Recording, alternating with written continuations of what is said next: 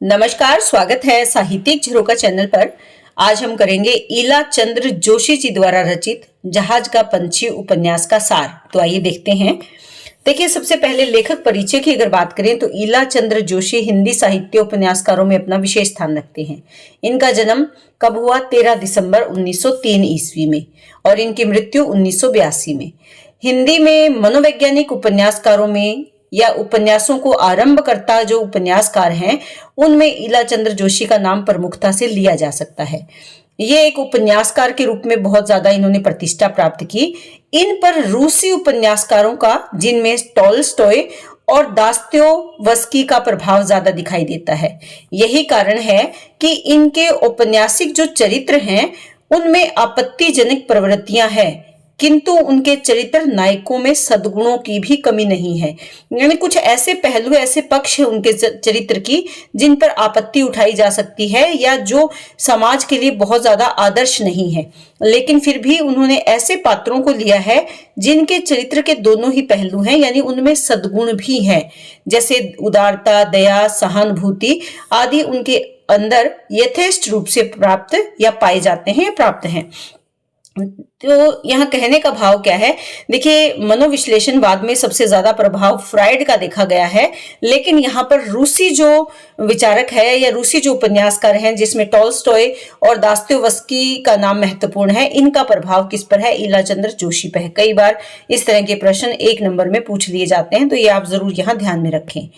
अब अगर इस उपन्यास की बात करें तो ये ईला चंद्र जोशी जी द्वारा रचित मनोविश्लेषणात्मक उपन्यास है, जिसमें जो नायक है वो 27 वर्षीय एक अनाथ और पढ़े लिखे समझदार बेरोजगार युवक की व्यथा कथा को प्रस्तुत इसमें किया गया है। देखिए, ये आप ध्यान में रखें कि नायक की अवस्था क्या है, वो 27 वर्ष का है, अनाथ है, पढ़ा लिखा भी है, लेकिन बेरोजगार है।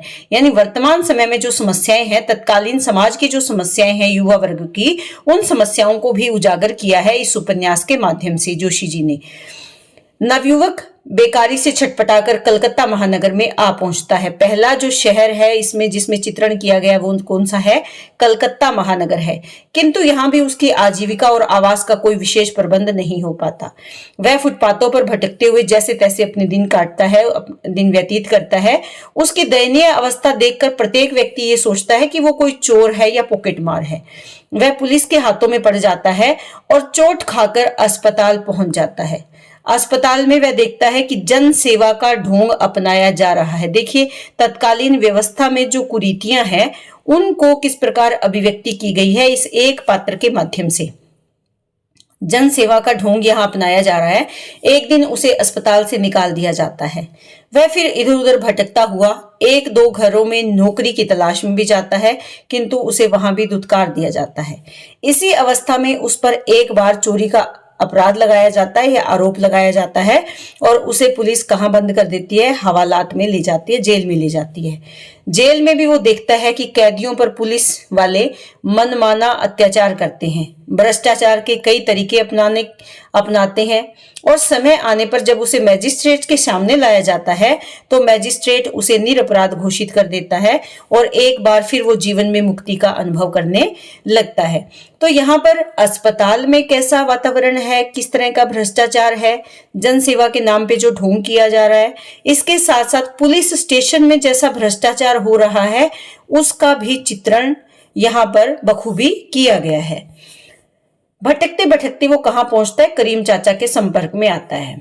उनके यहाँ रहते हुए वह कला नाम की एक लड़की को हिंदी पढ़ाता है और साथ साथ करीम चाचा के निर्देशन में व्यायाम करते हुए अपना स्वास्थ्य भी सुधारता है और पाक कला की शिक्षा भी प्राप्त करता है, यानी खाना बनाना सीख लेता है वो करीम चाचा से। कुछ ऐसे कारण थे कि जिनके कारण उसे वह स्थान छोड़ना पड़ता है। अब उसके व्यक्तित्व में भी बदलाव आ गया। क्यों? क्योंकि वो खाना बनाना भी सीख गया, खाने को भी उसे अच्छा मिल रहा है और इसके साथ साथ वो व्यायाम भी कर रहा है, तो उसका व्यक्तित्व भी बदल गया और उसकी वेशभूषा भी सुधर गई। भादुड़ी महाशय के यहाँ उसे रसोइये की नौकरी मिल जाती है। यानी करीम चाचा के बाद वो किसके पास जाता है? भादुड़ी महाशय के पास जाता है। और उसकी आवास समस्या का भी वहां अंत हो जाता है, क्योंकि रहने को उसके पास जगह नहीं थी, लेकिन क्योंकि भादुड़ी महाशय के घर में वो खाना बनाएगा तो उसे रहने का स्थान भी उसी घर में मिल जाता है। किंतु रविंद्र जयंती के उपलक्ष्य में वहां संपन्न हो रही एक गोष्ठी में वह प्रगतिशील विचारधारा का एक भाषण दिए जाने के कारण भादुड़ी महाशय द्वारा क्रोधित होकर या क्रुद्ध हो उठते हैं और उसे वो नौकरी से निकाल दिए जाते हैं। यानी यहाँ पर प्रगतिशील विचारों का विरोध किया जाता है भादुड़ी महाशय के द्वारा। क्यों? क्योंकि जो लेखक है वो जो इस कथा का नायक है, उपन्यास का नायक है, वो प्रगतिशील विचारों से युक्त है, लेकिन भादुड़ी महाशय इस विचारधारा के विपरीत हैं, तो वो उसे वहां से निकाल देते हैं।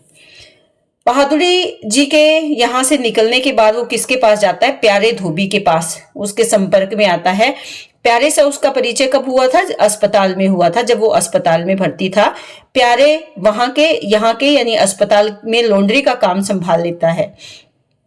अस्पताल का लॉन्ड्री का काम किसके पास है? प्यारे धोबी के पास। और वो प्यारे के यहाँ रहकर लॉन्ड्री का सारा काम संभालता है। और प्यारे की लड़की बेला कथानायक के प्रति आकर्षित हो जाती है और अपना पूर्ण समर्पण करने के लिए उद्यत हो जाती है, किंतु वह उसे स्वीकार नहीं कर पाता। एक दिन प्यारे उन दोनों को बड़ी ही संदिग्ध अवस्था में देख लेता है और उसे वह स्थान भी छोड़ना पड़ता है।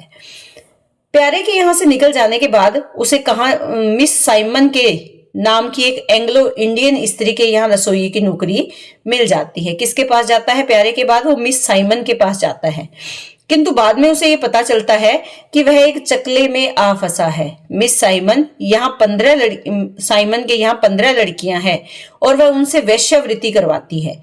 यही उसका परिचय अमला, जुलेखा, सुजाना आदि लड़कियों से होता है। उनके संबंध से उसे ये ज्ञात होता है कि उन पर मिस साइमन द्वारा अमानुषिक अत्याचार किया जाता है, कि उनको कैदियों की भांति रखा जाता है और उन पर अत्याचार किया जाता है, उनसे वेश्यावृत्ति करवाई जाती है।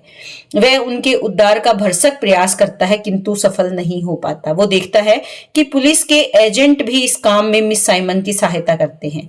वह बार बार बराबर प्रयत्न करने में लगा रहता है। इन्हीं दिनों मिस साइमन का देहांत हो जाता है। यहीं के एक साथी फ्रैंक के सहयोग से वह उस चकला यानी जो वेश्यावृत्ति करवाने वाली जो जगह है, स्थान है, उसको टेलरिंग हाउस में यानी सिलाई का घर बना देता है, या सिलाई करना उनको सिखाता है, टेलरिंग हाउस के रूप में बदल देता है। और सभी लड़कियां अपने हाथों से कपड़े सील कर आत्मसम्मान पूर्वक अपना जीवन यापन करने के योग्य बन जाती है। किंतु असामाजिक तत्वों का पोषण करने वाला जो वर्ग है उसको ये सहन नहीं होता। उसे पुलिस एजेंट झूठे आरोप में अपने साथ पुलिस स्टेशन ले जाते हैं, लेकिन रास्ते में मौका मिलते ही वो वहां से भाग जाता है। पुलिस से भागकर कथानायक कहाँ आता है? लीला नामक एक स्त्री के पास पहुंचता है। लीला एक अविवाहिता और धन धान्य से समृद्ध नारी है। औपचारिक रूप से उसे वहां रसोइये की नौकरी मिल जाती है, किंतु उसे बौद्धिक स्तर और सौम्य व्यक्तित्व से प्रभावित होकर, क्योंकि वो बुद्धि के स्तर पर भी तेज है और उसका व्यक्तित्व भी सुंदर है, लीला उसके प्रभाव में आ जाती है। धीरे धीरे दोनों निकट आ जाते हैं। लीला कथानायक को पति के रूप में वर्ण करना चाहती है, किंतु वह इस विषय में मानसिक रूप से तैयार नहीं हो पाता। उसे जनजीवन का व्याकुल पक्ष सदैव स्मरण आता है कि जो लोग दुखी हैं, व्याकुल हैं, जीवन संकटों से भरा हुआ है, उनके उद्धार का जो विचार है वो बार बार उसके मन में आता है।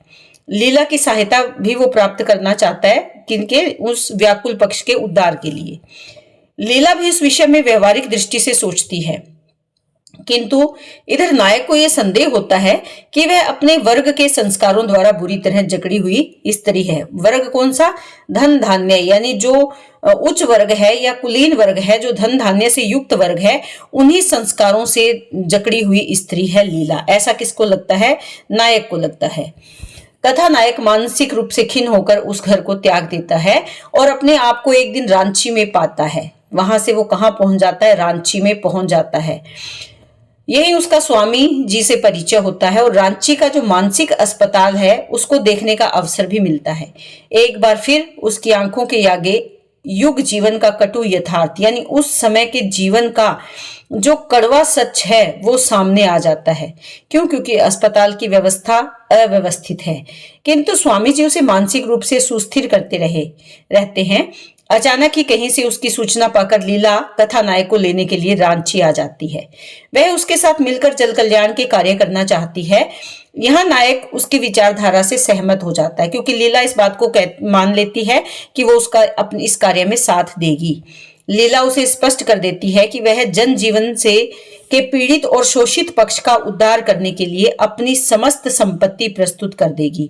यानी उसके पास जो भी धन धान्य है वो गरीब और शोषित वर्ग के उद्धार के लिए लगा देगी। कथा नायक को अपने उद्देश्य की प्राप्ति हो जाती है और वह सदैव के लिए लीला को अपना लेता है। देखिए, ये लीला वही है जिसको वो त्याग कर आया था, ये बात सोचकर कि ये उच्च वर्ग के विचारों से जकड़ी हुई स्त्री है, लेकिन फिर लीला के पास ही वो वापस लौट आता है। तो इस प्रकार लेखक ने अपने इस कथन को सिद्ध किया है कि जिस प्रकार समुद्री जहाज पर बैठा हुआ पंछी सब तरफ से अटक कर पुनः जहाज पर आकर ही शरण प्राप्त करता है, उसी प्रकार से कथा नायक भी संसार और समाज की विसंगतियों से संघर्ष करते हुए अंत में जिस लीला को छोड़कर वह भाग गया था, उसी के पास आकर वापस आश्रय प्राप्त करता है। यानी जहाज का पंछी जहां गया था उसी जहाज पर वापस आ जाता है और लीला उसकी सहायता करने के लिए तैयार हो जाती है।